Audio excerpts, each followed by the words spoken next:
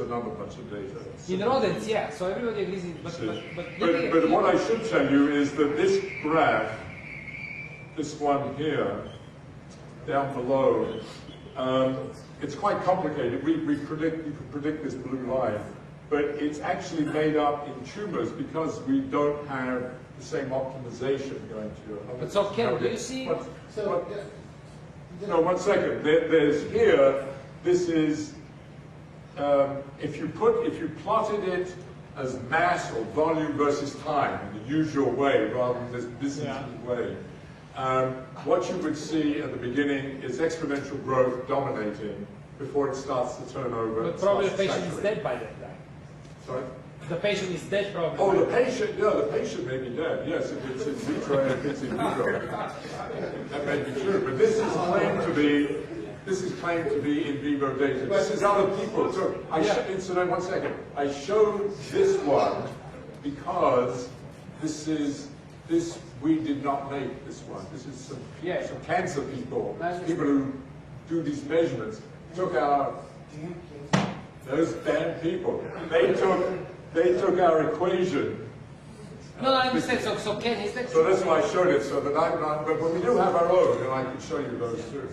But that's what I'm asking. So if maybe Don can. So in a primary, if you look at a single like a primary tumor, if that happens, that's not looking. Yes. I haven't seen that paper, but I don't think that's total tumor volume of a patient. Right. No. This is of an individual tumor. Right. So the individual tumor does that? It looks compared. Oftentimes it's correct. Yeah, it's not. It's actually in physics language, it's a Fermi function.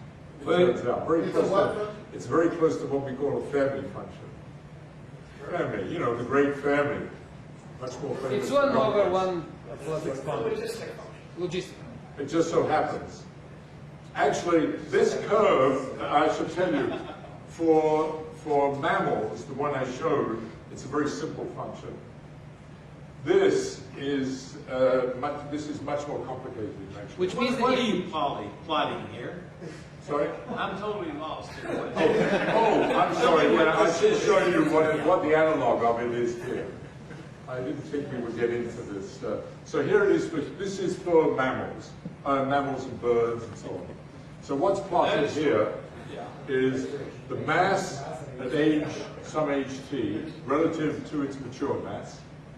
Okay, and here is plotted this quantity. T is age.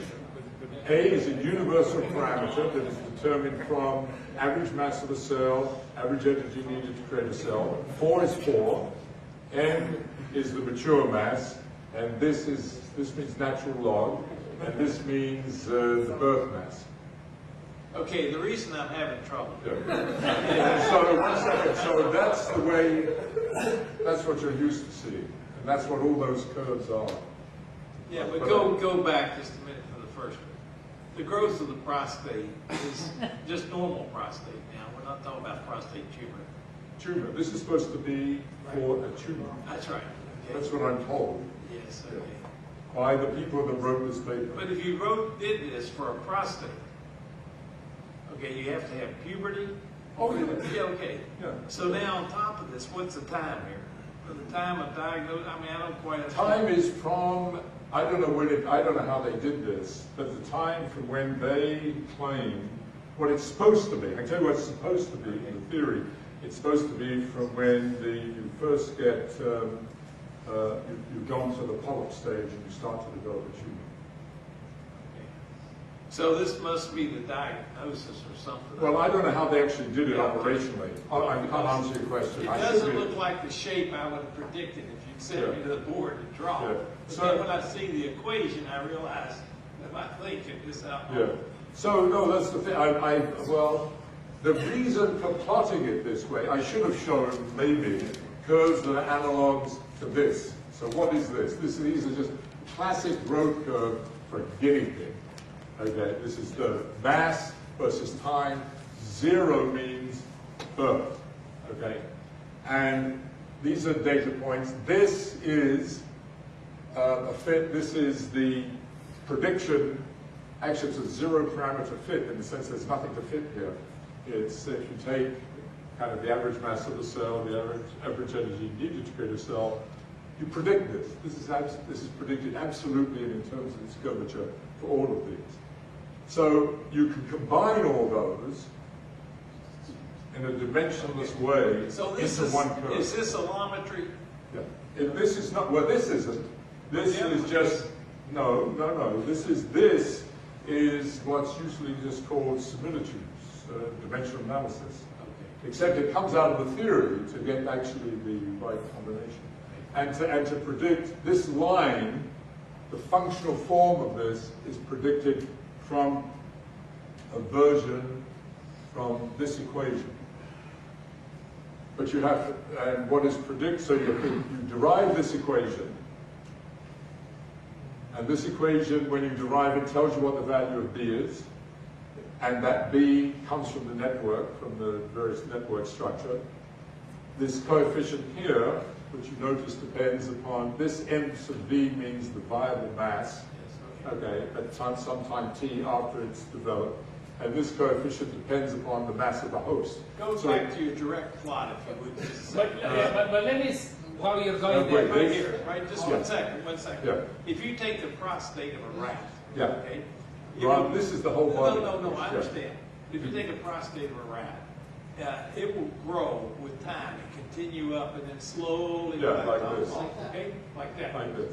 Now, if you look at how much you can drive it with androgens, if it's castrated, Yeah.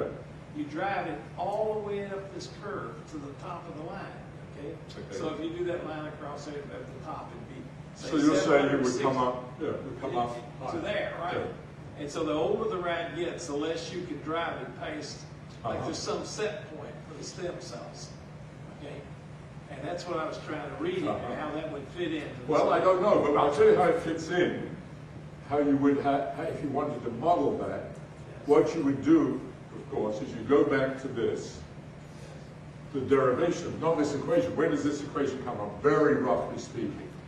What this equation comes from for a mammal is that you eat, you metabolize, and then you distribute that energy through your circuit system, then down to the cellular level.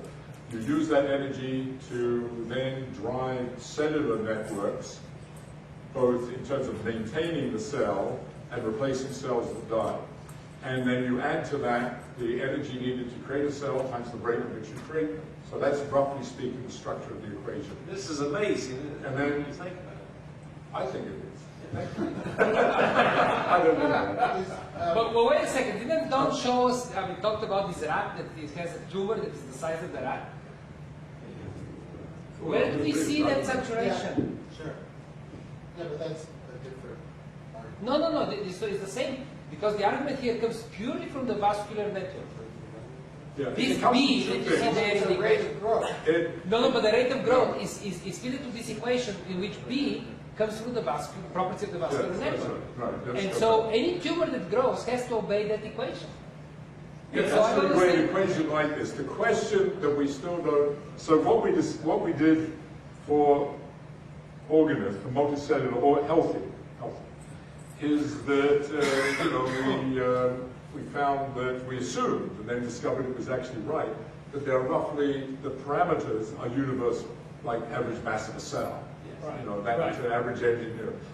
That one needs yet to be done, because this is work in progress, is what is the space of universalities for tumors? That is, so that was what, the reason I like this is that it suggests that breast and prostate cancers, which may be quite different, actually, in terms of things like the mass of cells and the energy needed to create a new cell within the tumor, actually have been pretty much the same, which is not so crazy.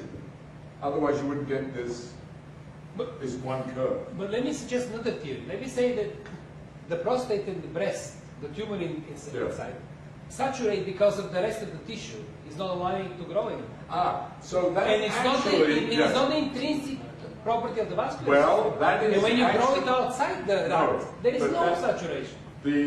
the saturation That's good. the saturation, you see, look where the saturation occurs. No, I know it occurs from the network. No, quiet. Okay.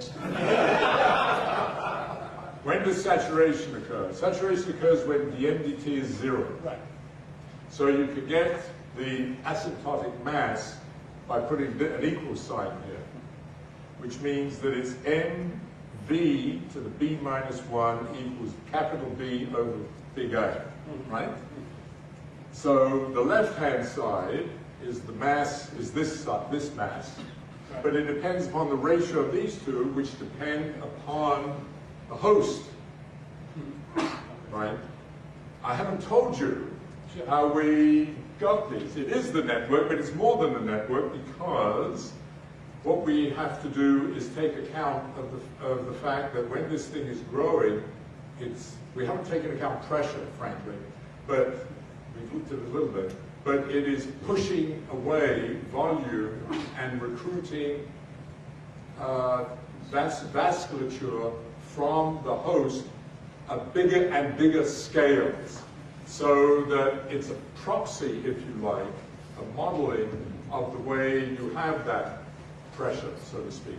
And in fact, at the very beginning, when we look at the diffusive phase, which is not really shown on here, it's an exponential growth, we literally do put a pressure in, because then we say it all goes by diffusion. There isn't a vasculature yet, because we don't say none of this is anything about where in the hell how the vasculature actually grows. I mean, that's not part of this. Okay. So you need another theory for Don Coffey's rat tumor. No, not necessarily. Let me just throw in one little thing here. We took, John Isaacs took a prostate in a rat. And if you castrate it loose about 80–90% of its volume, you get back the energy and it comes back.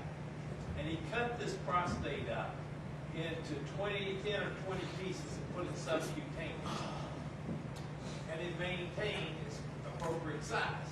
Then he castrated, and each little piece shrunk, and then he came back to the same size, and shrunk, and came back to the same size. Now that was like it was set in the tissue how big it was going to be.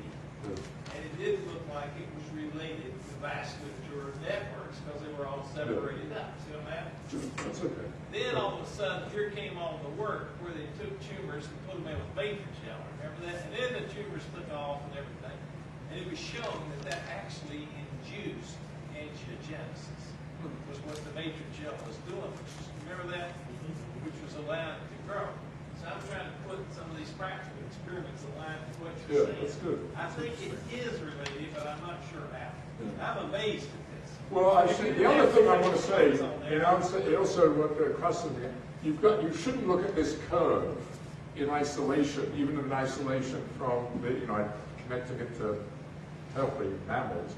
But you should also recognize there's lots of things like this that tell you about the structure of the network, which I've only showed two of here. One is the viable to hold, and here's the flow rate as you go down through the network of the tumor, as a function of the diameter of the vessel. So there's a whole, it's a big consistent picture. It's not just one piece here, one piece there. Have you just thought about this relation to caloric restriction? Yes, but that's a whole, But yes. but does it fit in with Yes. this? Yeah, I'll tell you, that's what was in, that's this piece. Okay.